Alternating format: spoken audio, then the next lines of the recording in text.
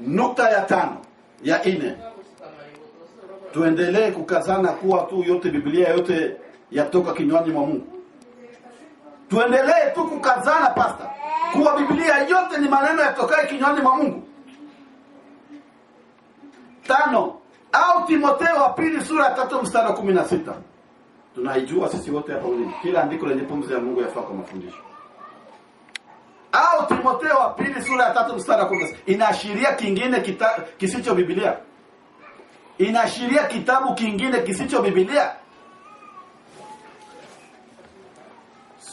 Nukta ya 6 katika swali la 7.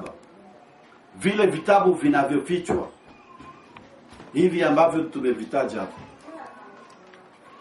tunaruhusiwa kuviamini au la? Tunaruhusiwa kuviamini au la? Kwa kumalizia, tumepata ushahidi kimaandiko kamili kwamba waandishi wa Biblia wamenukuu katika vitabu vingi ambavyo tumevitaja hapo juu, na vile vitabu kabambi vikubwa vilivyofichwa inabidi vifichuliwe kwani vina elimu nyingi yenye mafaa. Basi Allah amesema ndani ya Qur'ani, waulizeni waliosoma kitabu kabla yenu. Sasa kuna vitabu ambavyo vimefichwa, hivyo ndio vitabu ambavyo ungetuonesha ili tukuoneshe kama vinafanana na haya ambayo yameteremka kwa Qur'an. Sasa tuende kwenye sababu. Kwa nini Allah alimwambia mtume wetu Muhammad sallallahu alaihi wasallam, ukiwa na shaka katika haya tulikomteremshia, ulizeni waliosoma kitabu kabla yako? Wanasema wa Faransa, texte sans contexte est un prétexte. Ni lazima uone maandishi, mambo yanaandikwa pale. Ikiwa kama ujue kwa nini amesema hivyo, anzia kule 88. Allah alikuwa akimwelezea mtume wake Muhammad sallallahu alaihi wasallam habari za mitume waliotangulia kama vile kina Ibrahim, kina Musa, kina Nuhu. Ndio Allah anasema, ukiwa na shaka katika haya niliyokuteremshia, habari hizi waulizeni waliosoma kitabu kabla yenu. Hata Paulo tumekuta maandiko yao, na wengi hapa hawakutizama katika maandiko huko ya zamani. Walikuwa wananukuu katika vitabu vingine sio hili. Nimekupa maandiko, chunguza. Sasa Muhammad sallallahu alaihi wasallam hangekwenda kuwauliza hii kitabu. Kuna vingine, kwa sababu kuna traduction Samaritan, kuna traduction Judaïenne, kuna traduction ambayo wanaita Syriaque, ambazo zilikuwepo wakati wa mtume Muhammad sallallahu alaihi wasallam. Haikukuwa hivi vitabu hivi ni vinyano unaiona leo pastor. Usitudanganye, kwa sababu na sisi tumefanya utafiti, tumesoma, tumeangalia maandiko, tumechunguza kama sio hii. Kuna vingine ambavyo hawa waandishi wanatuonesha wamenukuu vitabu 14 ni nyingi sana. Vina sura nyingi na maaya nyingi. Leo hata nilikutana na pastor mmoja hapa katika karibu wiki 3. Anasema Biblia zamani ilikuwa ni kubwa sana, hata karibu watu 10 ndio wanaweza kuinyanyua. Sasa leo inaonekana kama vitabu vingi viliondolewa huko. Haienei pastor. Na kuna habari nyingine ambayo ni muhimu pastor, ni kueleweshe kwa kukuweka nafasi, kwa sababu tusome katika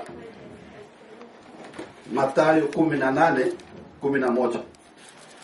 Tutizame maneno ambayo yako ndani hapo pastor. Mathayo sura 18 mstari wa 11. Ndio hii. Mathayo sura ya 18 hapo. Si ndio ya sura hapo. Na andiko ndio hii 11. Kuna maneno pale. Hakuna maandishi. Tuamini tu. Ndio yale waulizeni waliosoma kitabu kabla yenu. Ndio tutakuja kusoma haya maneno ambayo hakuna maandishi hapo. Kweli pastor? Tusome andiko lingine. Nikifanya hivi ndio nitaona haraka. Tusome katika Marko. Haraka Marko 16. Andiko lingine hili. Marko sura ya 7, si 7 hii. Mstari wa 16. Ndio hii. Hakuna maandishi yoyote. Hii ni Biblia ya Washahidi wa Yehova. Ndio hii tu. Ndio hii. New World Translation of the Holy Scriptures. Ndio hii. Sasa andiko hili lilikuwa. Tunakwenda tunatafuta andiko lingine. Marko 9:44.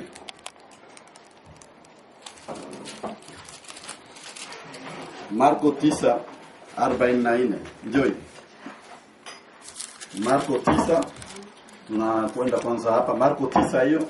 Marko sivyo. Marko sura ya 9 mstari wa 44. Ndio hii. Na 46. Hakuna maandiko.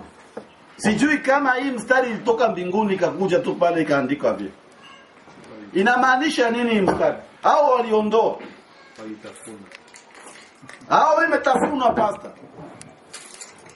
Ndio vile nasikia huko wananiambia hao imetafunwa. Sasa kuna andiko lingine. Sasa tunatukubalisha tu kitu bwana, unasanya sisi tukusoma bwana. Mambo haya yanatoka wapi? Tusome Marko 15 mstari wa 28. Nitakupa maandiko basi. Nitakupa kabisa maandiko. 28. Huyu tena bwana. Marko 15. Marko sura ya 15, si ndio hapa? Mstari wa 28. Hii andiko liko wapi? Usipunguze, usiongeze wala usipunguze. Ndio vile Ufunuo 22:18 nasema. Tunakwenda. Tusome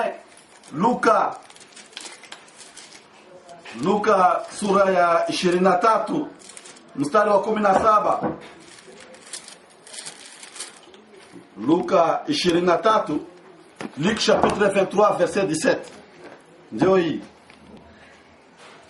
Hii hapa. Luka 23. Ndio ule pale. Mstari wa 17. Ndio huyo hapo chini. Hii andiko liko wapi? Haliko. Tunakwenda tusome katika Yohana sura ya 5 mstari wa 4. Andiko hili liko wapi?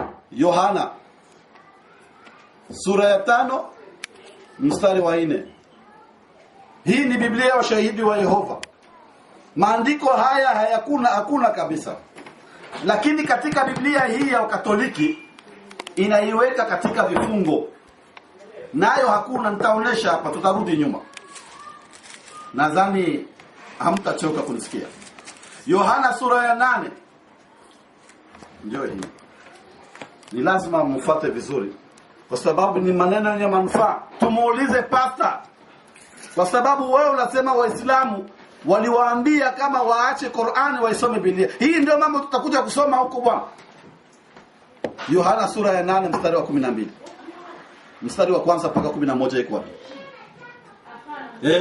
Iko wapi hiyo maandiko? Lakini hapa wanaleta maelezo. Wanasema hapa chini. Kuanzia Yohana sura ya 7 mstari wa 53 mpaka Yohana sura ya 8 mstari wa kwanza mpaka 11. Jean chapitre 7 verset 53 et Jean chapitre 8 verset 1 à 11. Hii ni maneno ambayo haiko katika nakala. Wanashakia ndio maana wameiondoa. Inaanzia mstari wa 12. Hii ni maneno ya ajabu sana. Hebu tusome katika kitabu cha Matendo ya Mitume, Actes des Apôtres. Tusikie, nitakwenda Biblia nzima.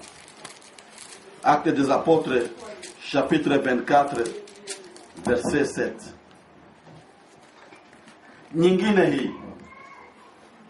Nyingine ile pale.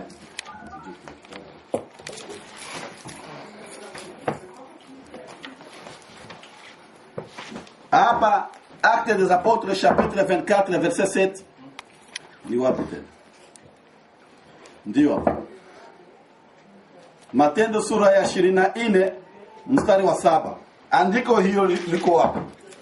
Nataka pasta nisaidie kabisa. Pasta nisaidie kabisa. Tusome nyingine. Ziko nyingi. Actes des Apôtres, chapitre 28, verset 29. Matendo sura 28, 29. 29 yuko hapa. Hii ni 28, 29. Ndio hiyo. Hiyo andiko aliko kabisa. Nadhani nimefika karibu 12.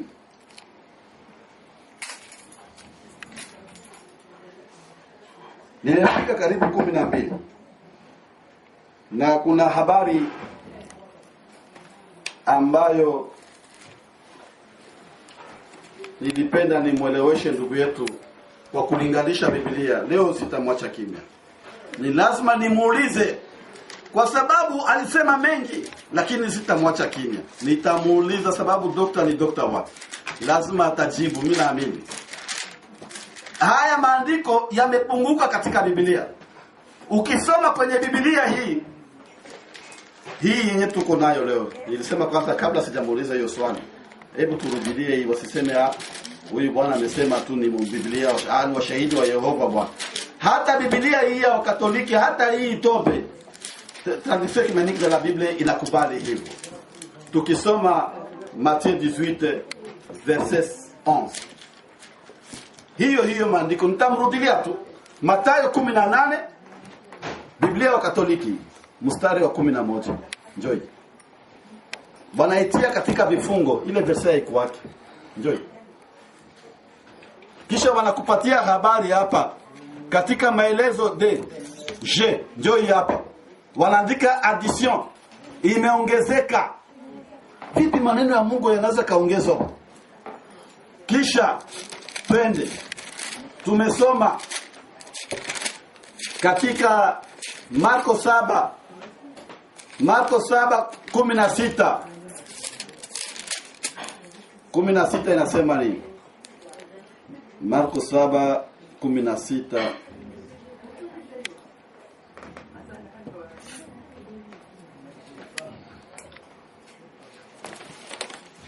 Marko sura 7 mstari wa 16.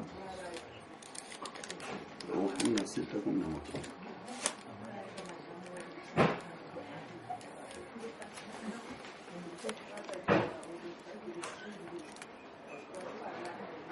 Andiko hilo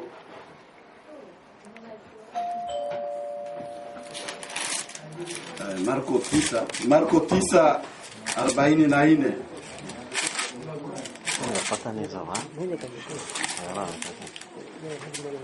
Marko 9:44 yuko hapa.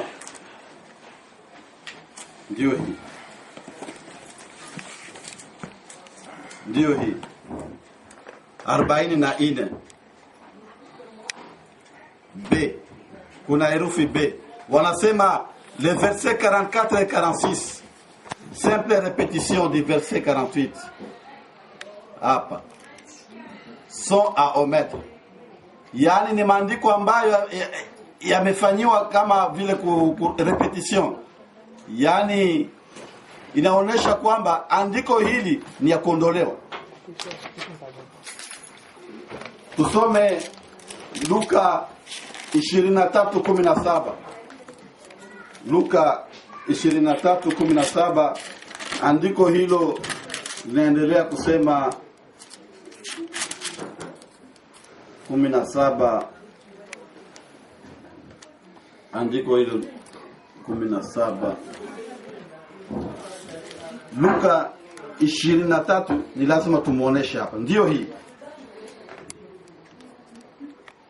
Kwa sababu katika Biblia wa shahidi wa Yehova, hata hii Biblia ya Katoliki, hata hii Biblia ya Tobe, hii tradition canonique de la Bible inaeleza hivyo. Hapa inaleta maelezo hapa. F. addition verset 17. Inaonekana imeongezeka hapa. Tunakwenda tusome katika Yohana, tuende haraka na mwenyewe atakuwa na Biblia mwenyewe atajisomea. Yohana sura ya 8. Bwana kuonesha hapa herufi A kwa sababu wameandika ile maandiko. Herufi A ndio hii. Cette péricope 7:53, 8 et 11 omise par les anciens témoins, manuscrit version et père. Yani haya maandiko kuanzia Yohana sura ya 7:53 mpaka Yohana 8 mstari wa kwanza mpaka 11 imeondolewa na maandishi fulani fulani ya zamani. Ndio maneno ambayo nilipenda kumuelewesha ndugu yetu, na kuna maandiko mengine mengi, kwa sababu kwa wakati ambao ni mdogo wa uturuhusu, tulipenda tumalizie hapa tukiweka karibu pembeni, lakini inshallah akiwa atafanya reaction tutaongeza maandiko. Sasa nina swali moja ambayo ni ya lazima sana nimuulize, na swali lenyewe ndio maana nilisema leo ndazungumza kwa urefu. Samueli wa kwanza sura ya 13 mstari wa kwanza. 1 Samuel 13 verset 1. Nitamuuliza. Sitachoka. Andiko ni hili. Ndaonesha tu kwa sababu watu wa kamera wako hapo. Wako tayari kumuonesha ndugu yetu. Wanaandika hivi. Saul était âgé de ... ans lorsqu'il devint roi, et il régna ... ans sur Israël. Anielewesha. Mungu anasema, Roho Mtakatifu anamuongoza Samueli aandike, Sauli alikuwa na umri wa miaka kadha wa kadha wakati alipokuwa mfalme, na akatawala miaka kadha wa kadha juu ya Israeli. Kwa nini yaandikwe ... Roho Mtakatifu alishindwa kuelewa miaka ya Sauli au mwandishi? Tunakwenda katika hii Tobe, Biblia hii. Leo tutamuonesha maneno marefu, kwa sababu yeye anasema tuiache Qur'an na tuisome Biblia, kwa sababu Mungu alimuonesha kama hiyo ndio kitabu cha kusoma. Na hii Biblia mimi nadhani kama wenda mimi naweza kusema kama ni Qur'ani, hii wanaandika Tobe la Biblia, na hii wanaandika hapa mwanzo. Leo utamuonesha tu mpaka na ushahidi. Nataka na kisha Biblia asome Qur'ani. Tutamuonesha tu kidogo hapa. Hii Bible de Jérusalem, la Sainte Bible, traduit en français sous la direction de l'école biblique de Jérusalem. Na hii ni top, traduction écuménique de la Bible. Na inasema Saul avait ... lorsqu'il devint roi, et il régna 2 ans sur Israël. Hapa wanaandika ... lakini hapa wanaandika ni miaka 2 ndio alirenye. Huko wanaandika ... Kitabu gani kinasema kweli? Hapa wanaandika miaka 2. Maana yake huyu ana Roho Mtakatifu wake na huyu ana Roho Mtakatifu wake. Biblia ya Kiswahili ya Tanzania inasema Sauli alikuwa na miaka kadha wa kadha alipokuwa mfalme, alipoanza kutawala, na akatawala miaka kadha wa kadha. Huko chini wanasema hakika hiyo ya miaka kuwa ni mingapi haijulikani. Biblia Tanzania. Ngoja tuangalie na hii ya washahidi wa Yehova. Huenda nao wanaweza kukuwa na mambo mengine huko. Samueli wa kwanza sura ya 13 mstari wa kwanza. Samueli wa kwanza sura ya 13 mstari wa kwanza. Na tutasoma tu hata kama ni mbali. Njoo. Hii ni ya Kiingereza. Saul was ... Yes. Saul was years old. Tunaona hapa naandika Years old. point d'interrogation. Haijulikani. Ngoja tusome hii ya Kifaransa.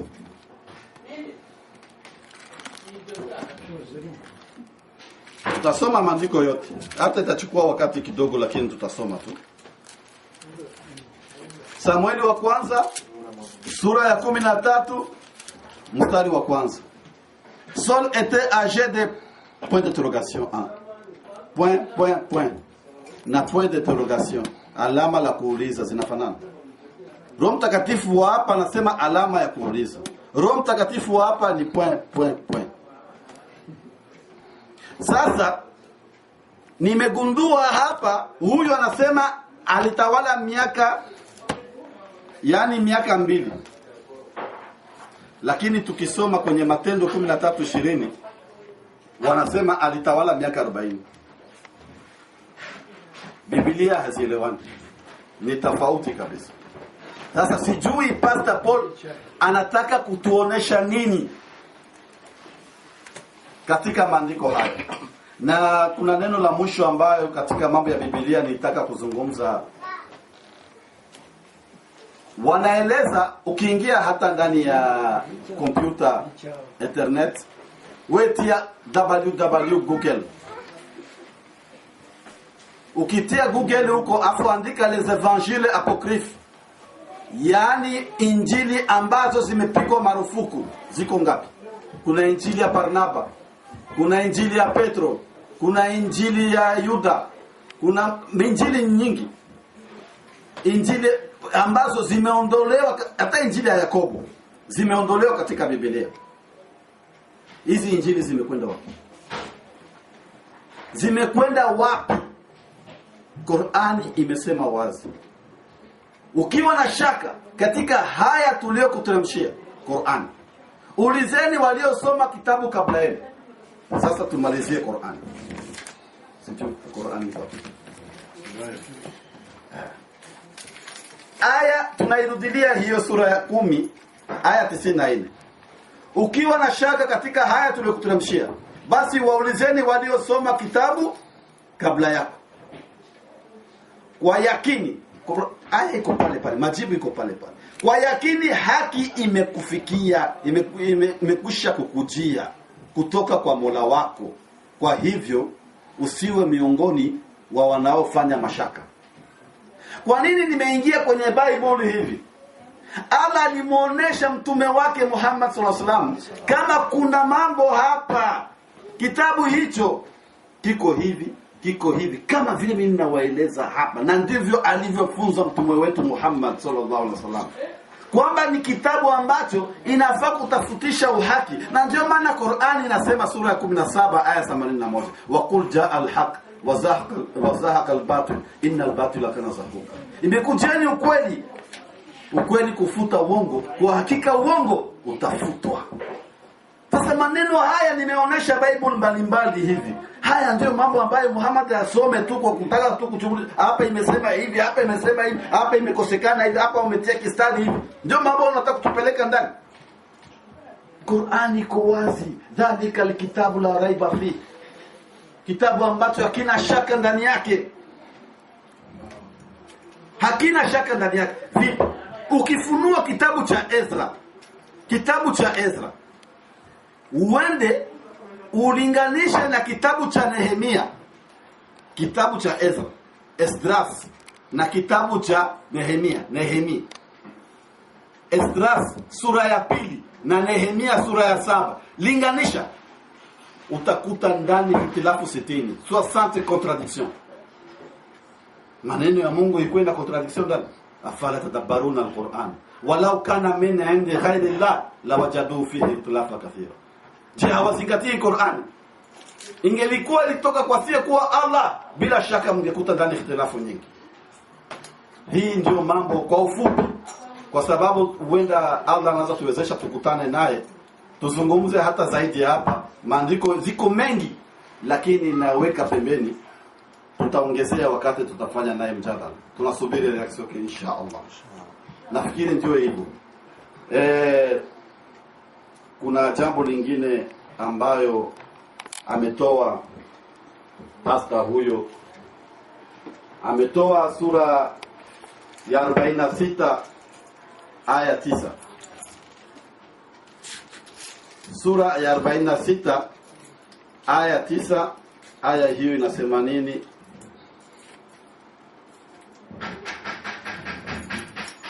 Kwanza tutasoma hayo katika Kiarabu. Qul ma kuntu bid'an min ar-rusul wa ma adraka ma yuf'alu bi wala bikum in atabi'u ila ma yuha illa wa ma ana ila nadhirun mubin. Sadaqallahu alazim. Anasema Allah, sema. Allah anamwamrisha Mtume Muhammad kusema, mimi si kiroja mpya katika mitume, wala sijui nitakalofanywa mimi wala mtakavyofanywa wala mtakavyofanywa nyinyi. Sifuati ila yaliyofunuliwa kwangu, na sikuwa mie wala sikuwa mie lolote, ila ni mwonyaji tu ninayedhihirishwa kila linayohitajiwa. Pastor Paul Hussein aliposoma aya hii akaongeza maneno ambayo hayaandikwi hapo. Wallahi si hatari kabisa hii.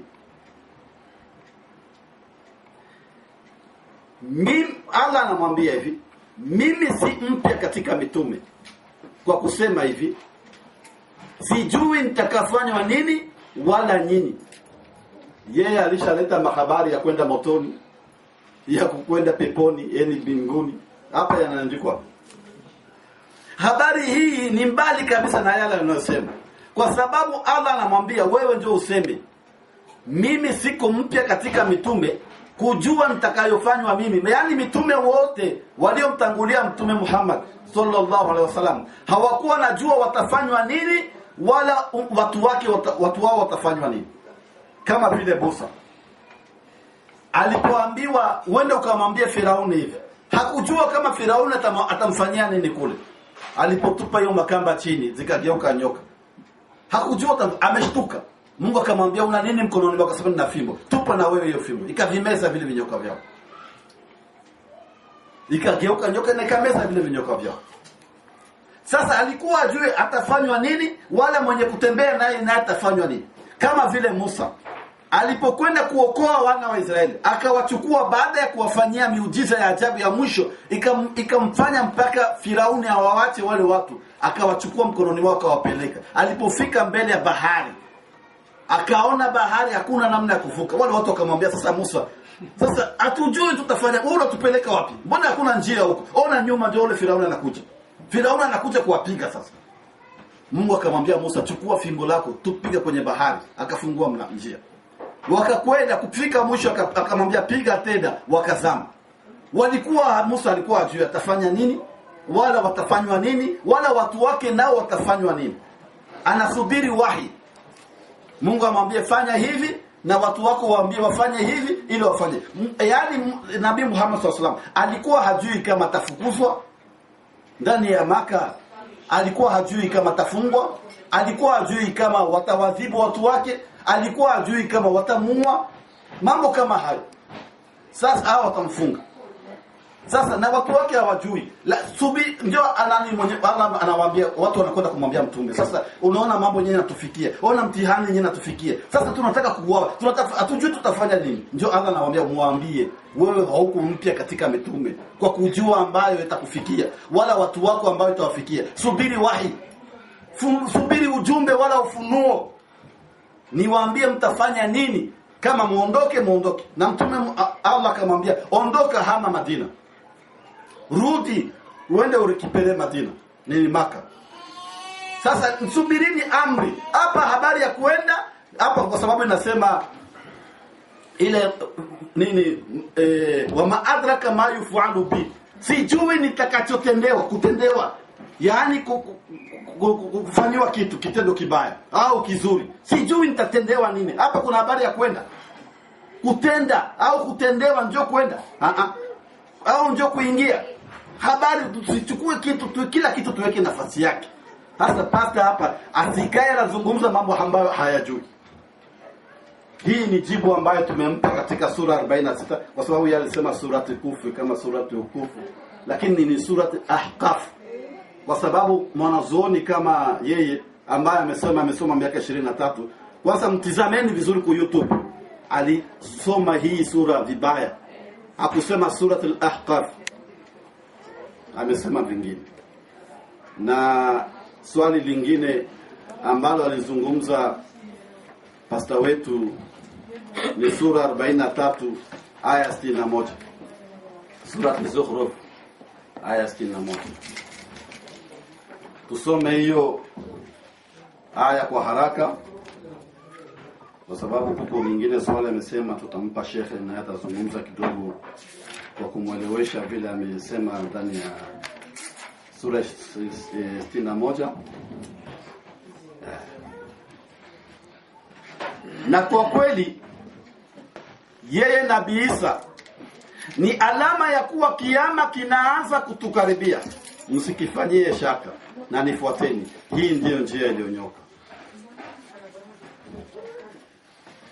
Kwa sababu ya kuzungumza naona inakuwa joto, lakini ni heri kwangu.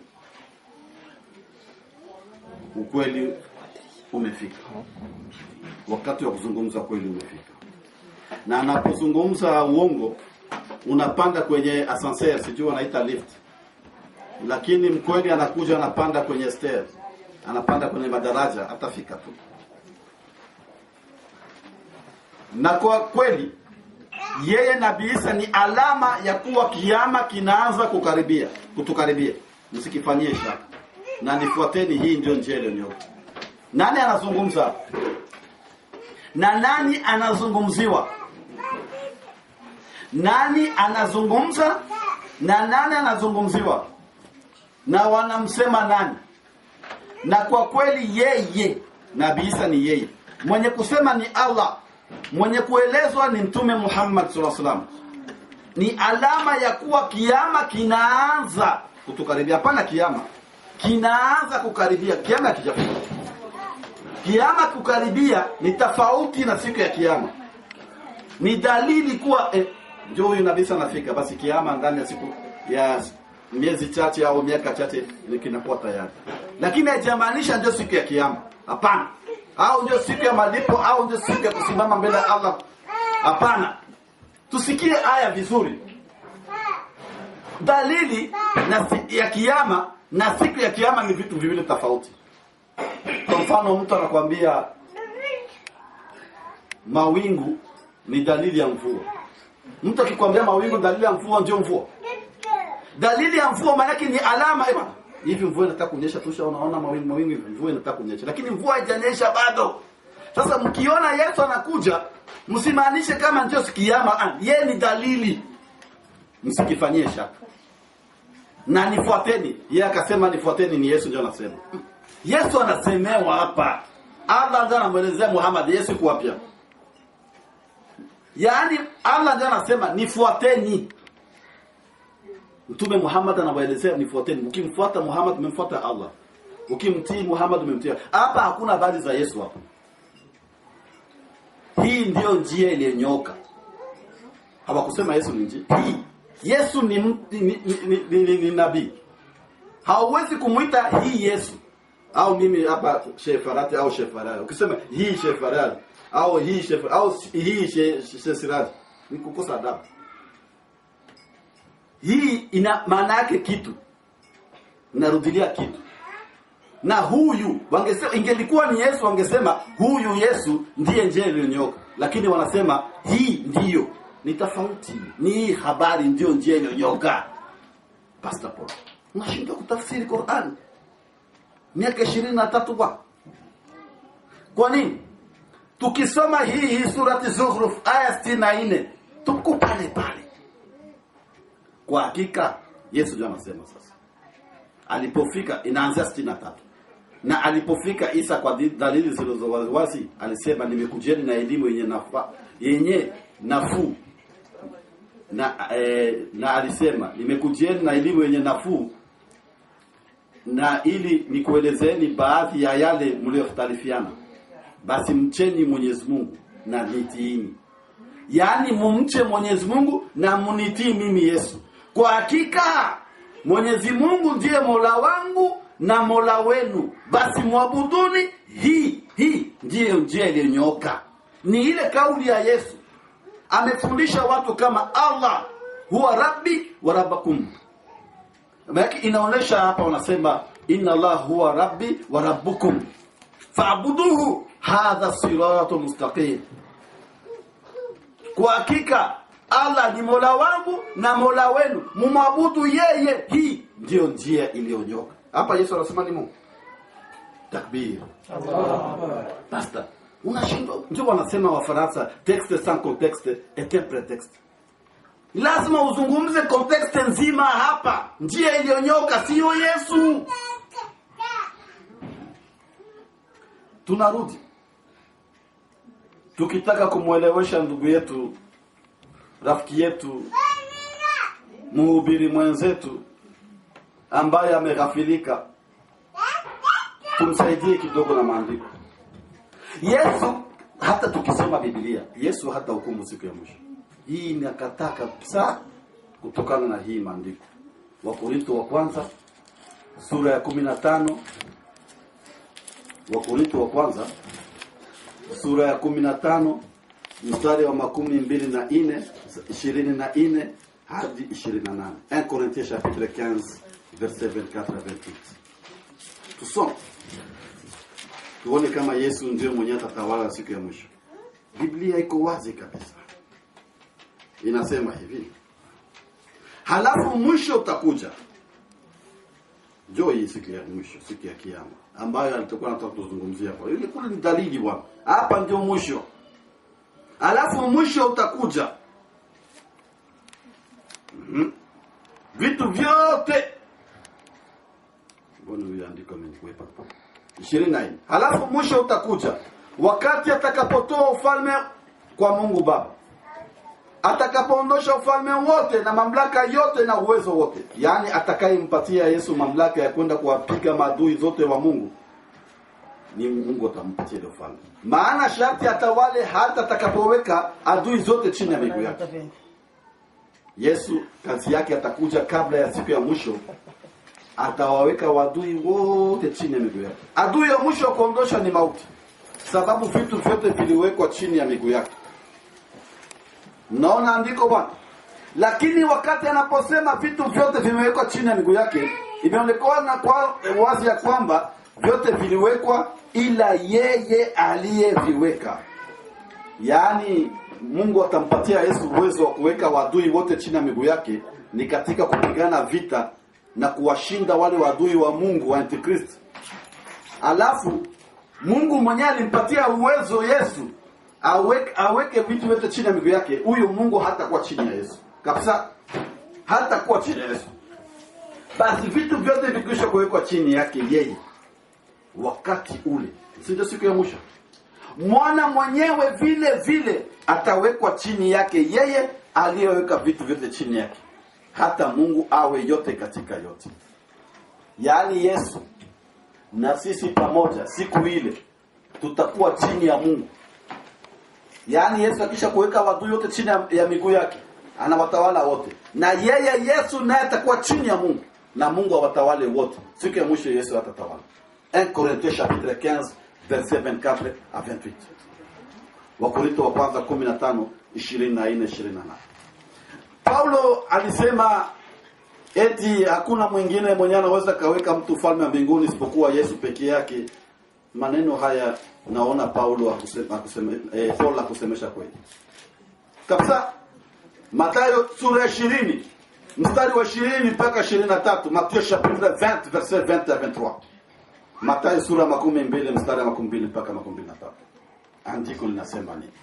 Alafu mama ya wana wa Zebedayo alikuja kwake pamoja na wana wake na kumwomba neno moja. Akamwambia, unataka nini? Akamwambia, amuru hata wana wangu hawa wawili waketi mmoja mkono wako wa kuume na mmoja mkono wako wa kushoto katika ufalme wako. Lakini Yesu akajibu, hamjui neno mnaloomba. mnaweza kunywa kikombe mtakachokunywa? Wakamwambia tunaweza. Akamwambia hakika mtakunywa kikombe chake, lakini kuketi kwa mkono wangu wa kuume au mkono wangu wa kushoto sina amri kuwapa nyinyi, lakini wale watapewa walioko tayari na baba yangu. Yesu hana uwezo wa kumweka mtu katika ufalme wa mbinguni isipokuwa Mungu peke yake. Takbir. Sasa ukiwa unataka kutuelewesha sisi, unasema tukuulize wewe, kwa sababu wewe ndio mjuzi, lakini tunatoshwa na sisi wenyewe, tunatosheka na ujuzi. Hatuwezi kukuuliza chochote. Tunatosheka kwa miaka ambayo tumesoma. Kama vile mimi nimehubiri karibu miaka 20, nikuulize nini? Kuna wengine wamesoma zaidi yangu hata miaka 30, miaka 40 huko wanasoma, wanafundisha maneno kama haya. Wakuulize nini? Hata mtu ambaye amesoma miaka 5 hawezi kukuuliza kitu. Kwa nini? Yesu amesema katika Mathayo 24:36. Mathayo sura 24:36. Mathayo chapitre 24 verset 36. Andiko hilo linasema nini? Lakini hakuna mtu anayejua habari ya siku ile. Hakuna mtu anayejua habari ya siku ile, na malaika walio mbinguni, wala mwana, ila Baba peke yake. Vipi Yesu atawale siku ya mwisho na hajui siku ya mwisho? Yesu anajua, anasema habari ya siku wala saa hakuna anayejua, wala malaika wala mwana. Eti Mungu alivaa mwili akakuja kuishi duniani, akasema akavaa mwili. Sasa Mungu mwenyewe amevaa mwili, hajui siku ya mwisho? Hii ndio maneno gani ninataka kutueleza? Eti Qur'an, muisome Qur'ani, kwa sababu Qur'ani inahakikisha kama Yesu ni Mungu. Biblia yako yenyewe inaeleza kama Yesu si Mungu. Siku ya mwisho yenyewe haijui. Tout ce qui est du jour et de l'heure, personne ne le sait, ni les anges dans les cieux, ni les fils, mais le Père seul. Anayejua ni Mungu pekee yake, na ndio mwenye atatawala. Kumbe Yesu hapa kwa Qur'ani haiwezekani yeye yeye ndio atakuwa mfalme wa siku ya kiyama, kwa sababu yeye ni dalili tu, lakini mfalme wa siku ya kiyama ni Allah pekee yake. Takbir. Ndio habari ambayo tumezungumza.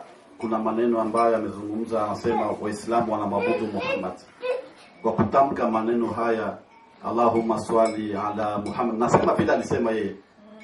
Waislamu wanasemaga vingine, kwa sababu mtu kujiita dokta bwana katika Uislamu, nimesoma miaka 23, sikia vile maneno alisema. Allahumma swali ala Muhammad, mtajionea wenyewe kwa YouTube.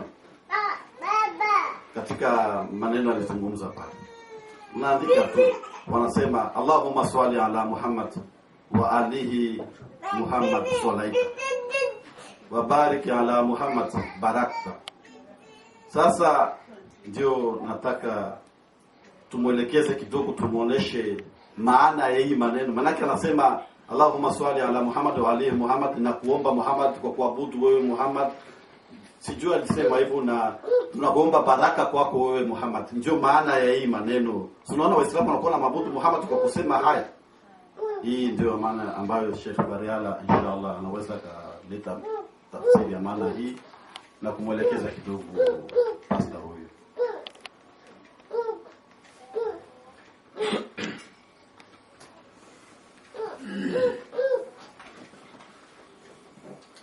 السلام عليكم ورحمة الله تعالى وبركاته. السلام.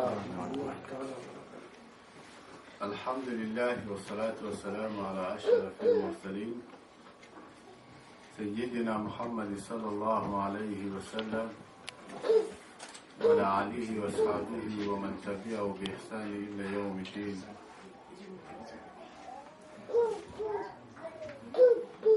ishimwe kuzo n'ibisingizo byose n'ibyihariwe na Nyagasani umwe subhanahu wa ta'ala, n'amahoro n'imigisha n'ibisakare ku ntumwa y'Imana Muhammad sallallahu alaihi wasallam, intumwa yasozereje intumwa n'abahanuzi. Nyuma ye nta yindi ntumwa dutegereje, nta n'ubundi butumwa buzaza yarangije kubusozereza.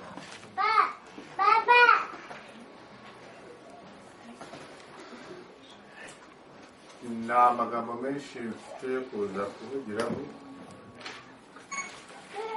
gusa nagira ngo nerekane akantu gato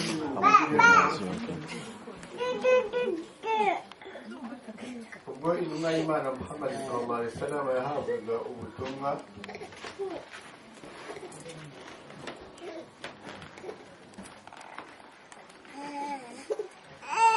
ubwo marayika Jibril yamumanukiraga ari ku musozi witwa Jabal al-Hira. Ikintu cya mbere intumwa y'Imana Muhammad sallallahu alaihi wasallam cyangwa se ijambo rya mbere ryamumanukiye riva kwa Nyagasani we ni ijambo Nyagasani yavuze ngo Iqra.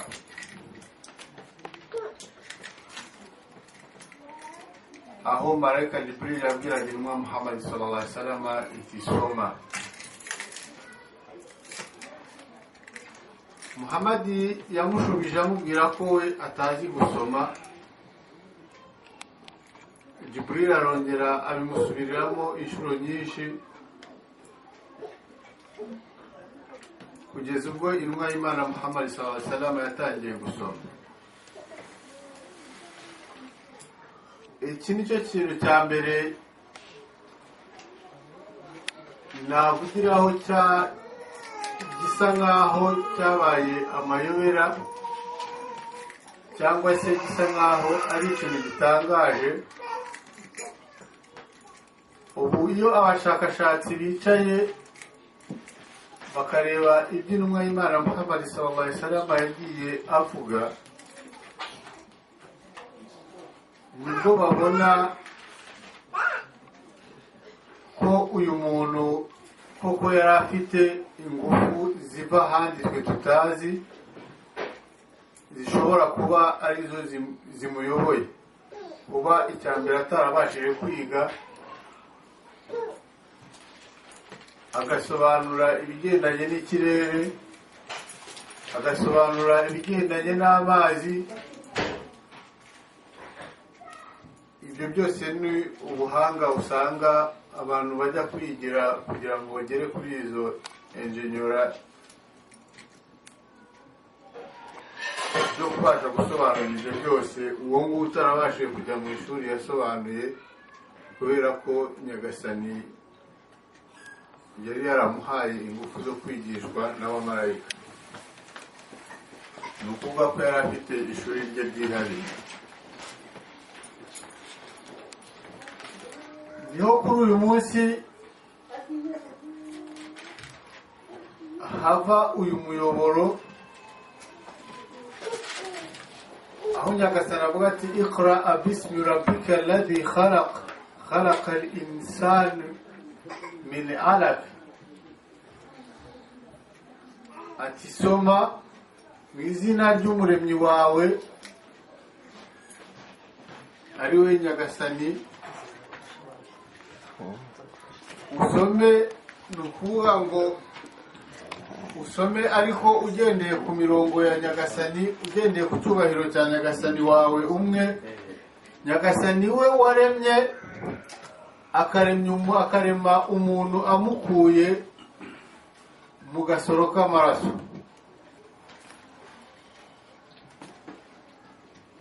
Wa alama al-insanu ma lam ya'lam. Nyagasani ntiyarekeye aho, anigisha umuntu ibyo atarazi.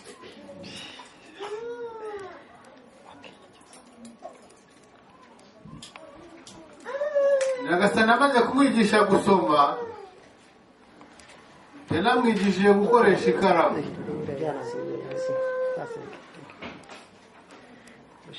Ibyo byose ni ku bubasha bwa Nyagasani Allah subhanahu wa ta'ala. Hari umuhanga mu bamenyi b'Abarabu niwe wagize ati al-Islamu laysa mujarrad ar-rakat. Ati Isilamu ntabwo ihagarariye ku masengesho z'iraka nyinshi,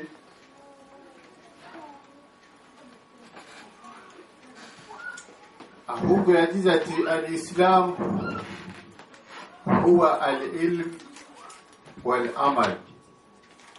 Ati mu by'ukuri ubusilamu ni ubumenyi, nyuma y'ubumenyi ahubwo hakaza ibikorwa. ubwo ngubwo nibwo busilamu bwuzuye.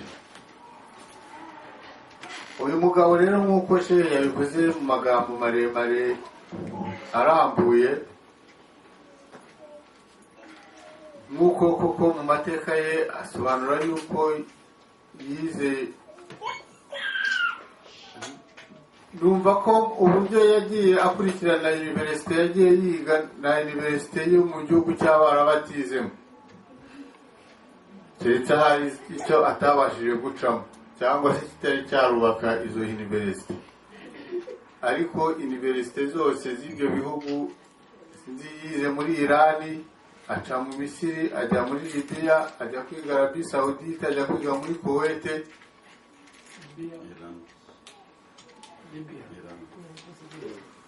aho hose yagiye acamo. Nimba ari ukwicara mu ishuri agaca ajya mu yindi universite akarara arangije, nibwo wavuga ko ibyo byose wabinyuzemo mu gihe kingana gutyo. Ikindi kigaragara ni uko uburyo imvugo akoresha ntabwo zaba ari imvugo zo kwigisha, ahubwo ni imvugo zo guharabika no gusenya. Yiyitirira ko ari idini yize, ariko mu by'ukuri ahubwo ari urugendo rwo gushaka ibyinshi by'isi. Ni ukwirukanka mu gushaka ubukungu cyangwa se gushaka ubuzima, ariko bushakira aho butakagombye kuba buri, kubera ko ibyo byose Nyagasani agira ati Allahumma malikil mulki tu'til mulki man tasha. Ati mu by'ukuri Nyagasani niwe mwami w'abami, Nyagasani niwe mwami uhambaye, niwe mwami w'ikirenga. tu'til mulki man tasha, Nyagasani niwa ubwami uwo yishakiye.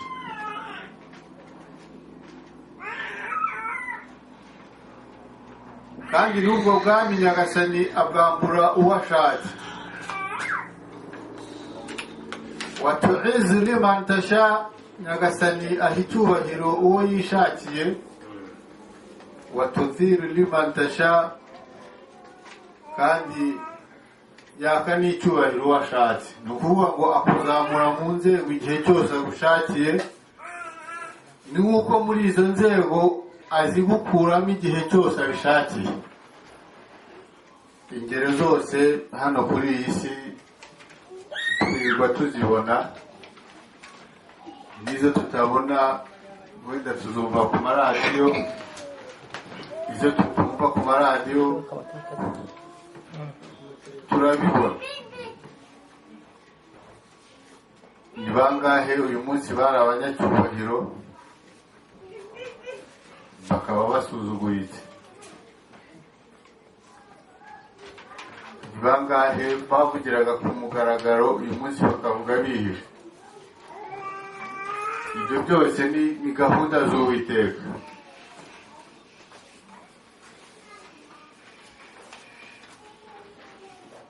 Iri jambo rero uriya mugabo akoresha ko twebwe turi mu basenga Muhammadi,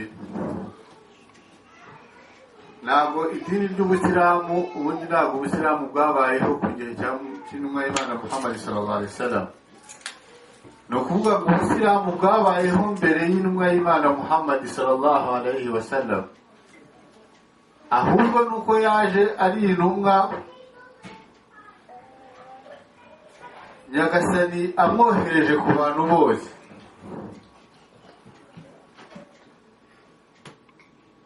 nyagasani yamwohereje ku bantu bose.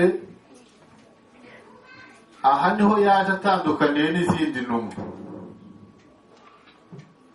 kubera ko zo zazaga zifite agace zigomba kujyamo, cyangwa se ikaza ari intumwa y'ubwoko kanaka igomba kuyobora.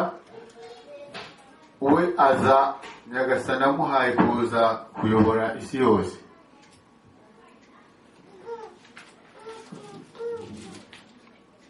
ariho nyagasani atubwira ati arisalahu rasulu bilhuda wadini lhaqi liyudhirahu ala dini kullihi walau kariha almushrikun. Mu yindi aya ati walau kariha alkafirun. Ati nyagasani yamwohereje ari umuyoboro, ni umuyoboro ku bantu bose kugira ngo aze ayobore abantu muri iyi dini mu nzira y'ukuri. Ati nubwo bitazigera bishimisha abahakanyi, cyangwa se nubwo bitazashimisha ababangikanyamana.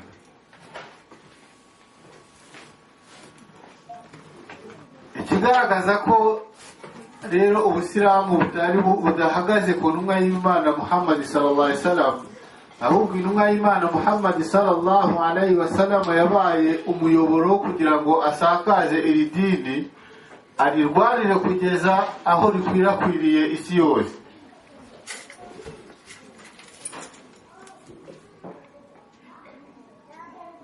Tukabikura mu gihe intumwa y'Imana Muhammad sallallahu alaihi wasallam yari amaze kwitaba Imana. Umusangirangendo w'intumwa y'Imana Muhammad sallallahu alaihi wasallam Abu Bakr Siddiq radiyallahu anhu, muri khutuba yabashije kuvuga ubwo intumwa y'Imana Muhammad sallallahu alaihi wasallam yari maze gupfa. Icyo gihe Omar ntabwo yemeraga ko abantu babasha gutangaza ko intumwa y'Imana yapfuye, kubera ko n'abandi batabyakiraga. Ariko aho Abubakar yahagereye, yabashije kurira ahantu hirengeye, arababwira ati waman kana ya'budu Muhammad fa inna Muhammad qad mat waman kana ya'budu Allah fa inna Allah hayyu la yamut. Ati mu by'ukuri wari uzi ko yasengaga Muhammadi, namenye ko Muhammadi yitabye Imana. waman kana ya'budu Allah, nuzi yuko mu by'ukuri yasengaga Imana imwe rukumbi. intumwa y'Imana Muhammad sallallahu alaihi wasallam yatubwiye ahubwo fa inna Allah hayyu la yamut. uwo nguwo yicara yuko iyo Mana, intumwa y'Imana Muhammad sallallahu alaihi wasallam yasize atuyoboye, atubwiye ko ariyo tugomba gukurikira, iriho kandi izabaho igihe cyose. Imana yabayeho mbere idafite n'iherezo, Imana idafite iyayibanjirije nta n'izayiheruka. Tukabihamwa nanone n'ijambo dukura muri Qur'an aho nyagasani agira ati wama Muhammadi ila rasul. Ati mu by'ukuri Muhammad nta kindi yari cyo uretse ko yari intumwa.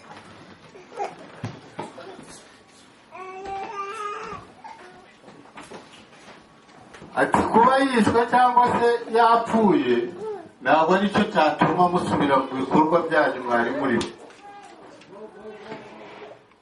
Iki ni ikitwereka ko intumwa y'Imana Muhammad sallallahu alaihi wasallam yari umuyoboro mu dini kugira ngo abashe kutugezaho ubutumwa nyagasani yamuhaye. Ntabwo abasilamu ari utwe twicara ngo dusenge Muhammad.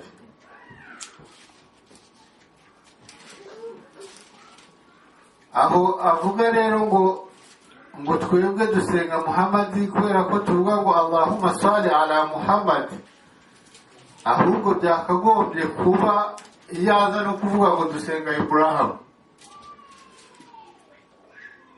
kubera ko iyo tuvuga ijambo Allahumma salli ala Muhammad wa ala ali Muhammad kama salaita, ijambo rikoreshejwemo ahangaha kama n'akajambo kunga kaza kakunga amagambo abiri.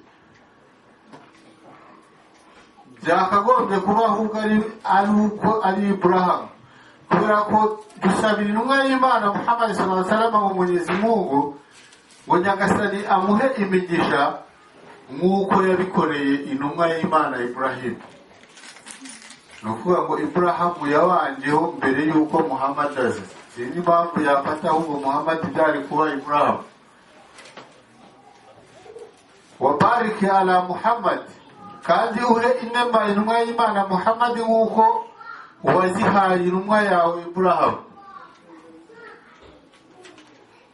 Urumva ko ni kimwe nko gukora kopi tuyivana kwa Ibrahim kugira ngo Muhammad nawe ayibone.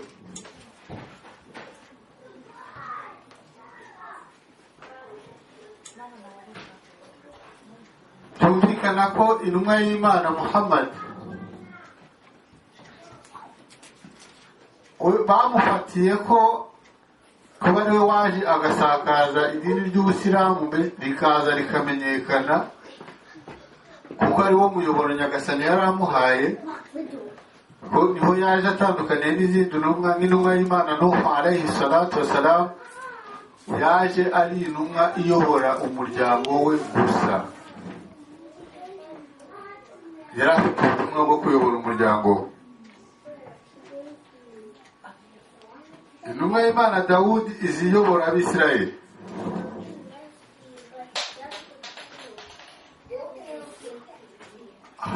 Ba Yakobo bose bazara mu muryango wa Isirayeli. Haza intumwa y'Imana Mose ije kuyobora Abayisirayeli.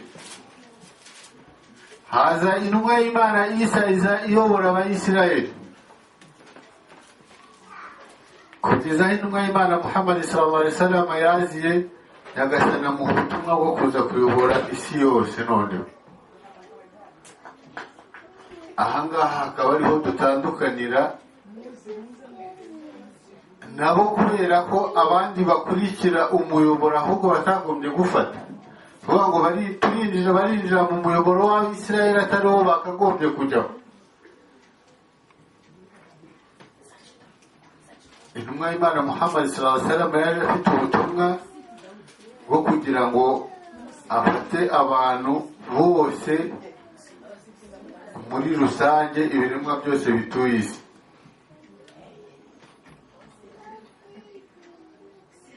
Niyo mpamvu Mwenyezi Mungu atubwira arsalahu rasulu wa dinul haqq, n'inzira y'ukuri, liyudhhirahu ala dini kullihi, kugira ngo agaragaze ya nzira y'ukuri, agaragaze rya dini rye rijye hejuru y'andi madini. Wala ukariha al-mushrikun, nubwo ababangikanyamana batazigera babyishimira. Ndumva mu magambo make rero njyewe nahinira aho ngaho. Sizimbashe hari ikindi yongeraho Sheikh Farahati, ubwo namusubiza umwanya agakomeza. Wahada, assalamu alaikum wa rahmatullahi wa barakatuh. Assalamu alaikum wa rahmatullahi wa barakatuh. Shukran Sheikh kwa kujibu swali ambayo Pastor Paul alitia katika maudhui yake. Nafikiri kwa kuzungumza katika lugha ya Kinyarwanda, sababu kulikuwa mwenyewe alikuwa na tafsiri hapo Kigali, kwa kumtafsiria yeye katika lugha ya Kinyarwanda, na hivi nafikiri message imefika, kwa sababu alikuwa anazungumza nao naye walikuwa wakimsikia, wamesikia. Na swali lingine ambayo limezuka, pastor huyu alizungumza eti Yesu ni mfalme wa wafalme. Na mimi nilipofunua Biblia, wallahi nimekuta katika maandiko hapa, katika Esdras Ezekieli katika Esdras sura ya 7 mstari wa 12, andiko liko wazi kabisa hapo. Wanasema katika Tope, traduction ecumenique de la Bible, sura ya 7 mstari wa 12, inasema katika lugha ya Kifaransa, Artaxerxes, hii ni jina ambayo inazungumzwa hapo, inasema le roi des rois au prêtre Esdras, scribe de la loi de Dieu, des cieux salis, etc. Yani huyu bwana ambaye nimetajwa jina yake hapa ni mfalme wa wafalme, tena ni kuhani Ezra, mwandishi wa sheria ya Mungu katika mbingu. Ni mfalme wa wafalme. Sio Yesu peke yake, kuna maandiko mengine. Funua Ezekieli sura ya 26, sura ya 26 mstari wa 7. Ezekieli nasema, car ainsi parle le Seigneur Dieu, je vais faire venir du nord contre Tyr Nabucodonosor, le roi de Babylone, le roi des rois. Yani Mungu atamleta huyu Nabukadneza kutokea huko kaskazini ya Tyr. Huyu Nabukadneza ni mfalme wa Babiloni, ni mfalme wa wafalme. Usizanie tu Yesu ndio mfalme wa wafalme, hata wawili, kuna wengine, lakini ningependa kumalizia hapa, kwa sababu akipenda anaweza kasoma hata maandiko mengine. Inshallah tumeyaweka pembeni ili kwa kuzidi kumuonesha kuna maneno ambayo amezungumzia hapa katika Qur'ani. Tutamjibu kwa sababu ni lazima apate majibu. Alifikiria kama mashehe watakimbia.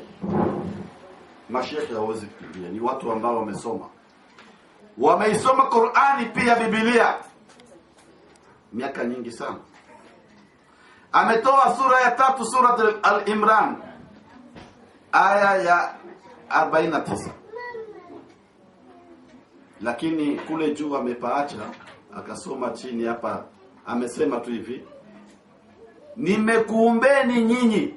Eti Yesu ndio aliwaumba. Si mnaona? Haleluya, amen. Watu wanashtuka, wanafurahi, lakini aya ilazima kusoma yote. Wafaransa wanasema texte sans contexte est un prétexte. Aya inaanza, na atamfanya mtume kwa wana wa Israeli, kuambieni nimekujeni na hoja kutoka kwa Mola wenu, ya kwamba nakumbieni katika udongo kama sura ya ndege, kisha nampuliza mara anakuwa ndege, kwa idhni ya Mwenyezi Mungu. Na ninawaponesha vipofu na wenye mabalanga, na ninawafufua baadhi ya waliokufa kwa idhni ya Mwenyezi Mungu. Na nitakuambieni mtakavovila na mtakavoviweka akiba katika nyumba zenu. Bila shaka katika haya imo hoja kwenu, ikiwa nyinyi ni watu wa kuamini. Allah anamwambia Mtume Muhammad sallallahu alaihi wasallam awaeleze wanadamu kwamba huyu Yesu, Allah anasema atamfanya mtume. Hakusema Mungu, Allah ndio anasema atamfanya Yesu kuwa mtume kwa wana wa Israeli, kwa wana wa Israeli tu, kuambia nimekujieni na hoja kutoka kwa Mola wangu. Nani anasema? Yesu. Nimekujieni na hoja kutoka kwa Mola wangu. Hakusema mimi nimekuja na hoja, mimi ndio Mola wenu. Na kujieni na hoja kutoka kwa Mola wenu, yani Mungu wenu. kwamba nimekumbieni katika udongo kama sura ya ndege, kisha nampuliza mara anakuwa ndege, kwa idhini ya Mwenyezi Mungu, par la permission d'Allah. Sasa ameiona hiyo tamko kuumba, anasema Mungu ndiye muumbaji. Nini maana ya kuumba katika Nouveau Dictionnaire Biblique? Nouveau Dictionnaire Biblique inasema katika page 156, tunaenda ku lettre C, création. Nini maana création? Uumbaji. Nouveau Dictionnaire Biblique hii ni wa Kristo. Ni action de Dieu appelant à l'existence ce qui n'existait pas auparavant.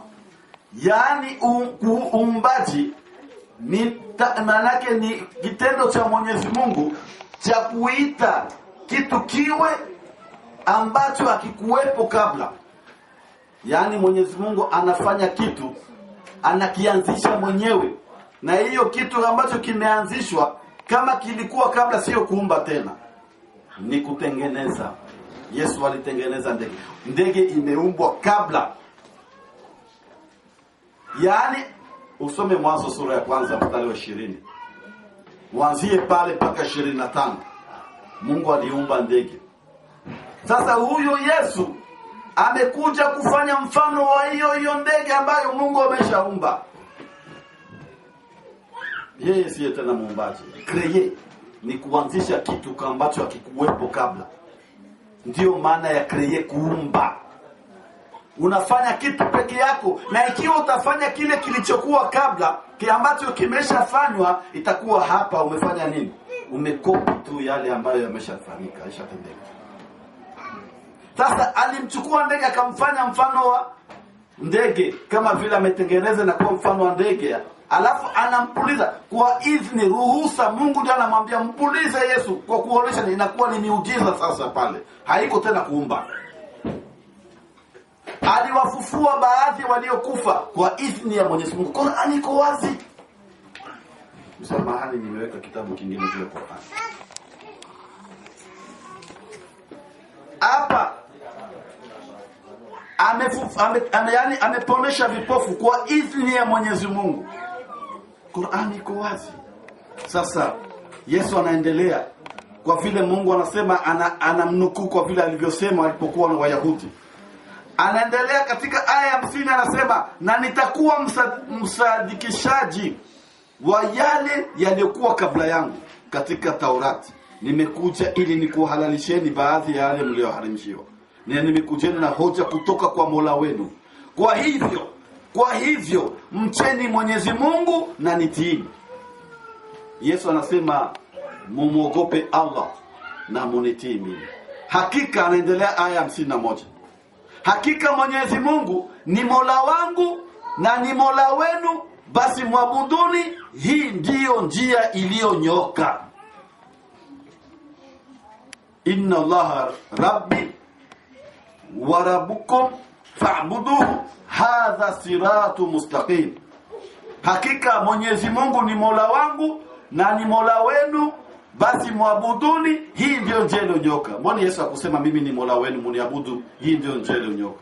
Lakini anasema mwabudu Allah ambaye ni Mungu wangu na ni Mungu wenu nyinyi. Hii ndio njia iliyonyoka, kama alivyosema